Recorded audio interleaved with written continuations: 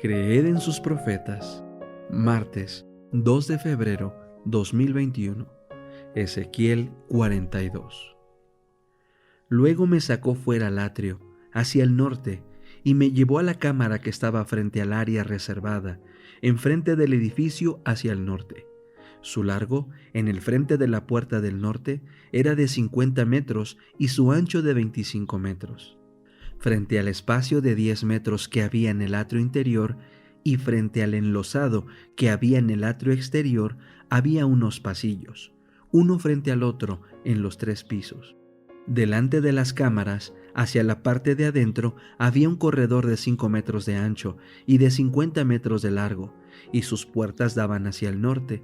Las cámaras de más arriba eran más estrechas, porque los pasillos les restaban espacio, más que a las bajas y a las intermedias del edificio. Como estaban dispuestas en 3 pisos y no tenían columnas como las columnas de los atrios, por eso eran más angostas que las inferiores y las intermedias. El muro que estaba afuera, enfrente de las cámaras, hacia el atrio exterior y delante de las cámaras, tenía 25 metros de largo, porque el largo de las cámaras del atrio exterior era de 25 metros, y delante de la fachada del templo había 50 metros. Y debajo de estas cámaras estaba la entrada del lado oriental, para quien entra desde el atrio exterior. A lo largo del muro del atrio, hacia el sur, frente el área reservada y delante del edificio, también había cámaras. El corredor que había delante de ellas era semejante al de las cámaras que estaban hacia el norte, tanto su largo como su ancho, y todas sus salidas y entradas.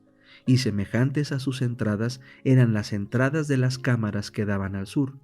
Había una entrada en el comienzo del corredor, frente al muro correspondiente que daba al oriente, para quien entra en ellas. Me dijo: las cámaras del norte y las del sur, que están frente al área reservada, son las cámaras de las cosas sagradas, en las cuales los sacerdotes que se acercan al Señor pueden comer de las cosas más sagradas. Allí pondrán las cosas más sagradas, la ofrenda vegetal, el sacrificio por el pecado y el sacrificio por la culpa, porque el lugar es santo.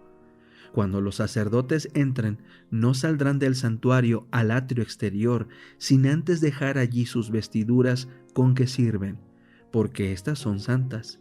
Se vestirán con otras vestiduras, y así se acercarán a los lugares destinados al pueblo. Luego que acabó de tomar las medidas del interior del templo, me sacó por el camino de la puerta que daba al oriente, y lo midió en derredor. Midió el lado oriental con la caña de medir, 1500 metros. Dio la vuelta y midió el lado norte con la caña de medir, 1500 metros. Dio la vuelta y midió el lado sur con la caña de medir, 1500 metros. Dio la vuelta hacia el lado occidental y midió con la caña de medir 1500 metros. Lo midió por los 4 lados. Tenía alrededor un muro de 1500 metros de largo por 1500 metros de ancho, para hacer separación entre lo santo y lo profano. El Ministerio de Curación, capítulo 34. La verdadera educación para la obra misionera. La más alta de todas las ciencias es la de salvar almas. La mayor obra a la cual pueden aspirar los seres humanos es la de convertir en santos a los pecadores.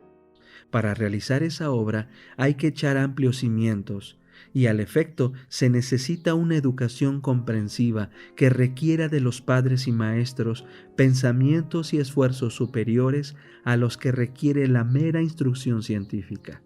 Se necesita algo más que cultura intelectual. La educación no es completa a menos que el cuerpo, la mente y el corazón se desarrollen armoniosamente. El carácter ha de recibir disciplina adecuada para su desarrollo más perfecto. Todas las facultades físicas y mentales deben educarse y desarrollarse debidamente. Es deber nuestro cultivar y poner en ejercicio toda facultad que haga de nosotros obreros más eficaces de Dios. La verdadera educación incluye el ser entero. Nos enseña que el uso correcto de nuestro ser nos habilita para hacer el mejor uso del cerebro, de los huesos y de los músculos, del cuerpo, de la inteligencia y del corazón. Las facultades de la mente, por ser las superiores, deben gobernar el reino del cuerpo. Los apetitos y las pasiones naturales deben someterse al dominio de la conciencia y de los afectos espirituales. Cristo está a la cabeza de la humanidad y es su propósito guiarnos en su servicio, por las altas y santas sendas de la pureza. Por la maravillosa operación de su gracia, hemos de llegar a ser perfectos en Él. Jesús recibió su educación en el hogar. Su madre fue su primer maestro humano. De los labios de ella y de los escritos de los profetas aprendió las cosas del cielo. Vivió en un hogar de aldeanos y con fidelidad y buen ánimo llevó su parte de las cargas de la casa. El que había sido el comandante del cielo consintió en ser un siervo voluntario, un hijo amante y obediente. Aprendió un oficio y con sus propias manos trabajó en la carpintería con José. Vestido como trabajador común, recorría las calles de la aldea al ir a su humilde trabajo y al volver de él. La gente de aquel tiempo estimaba las cosas por su apariencia. La religión había ganado en pompa cuanto perdiera en poder. Los educadores de entonces procuraban imponer respeto por medio del lujo y la ostentación. La conducta de Jesús presentaba señalado contraste con todo ello. Demostraba la inutilidad de las cosas que los hombres consideraban como las más importantes de la vida. Jesús no frecuentó las escuelas de aquel tiempo que solían exagerar las cosas pequeñas y empequeñecer las grandes. Se educó en las fuentes designadas por el cielo, en el trabajo útil, en el estudio de las Escrituras, en la naturaleza y en las experiencias de la vida, en los libros de texto de Dios, llenos de enseñanza para todo aquel que recurre a ellos con manos voluntarias, ojos abiertos y corazón dispuesto a entender. El niño crecía y fortalecíase y se henchía de sabiduría, y la gracia de Dios era sobre él. Lucas 2:40.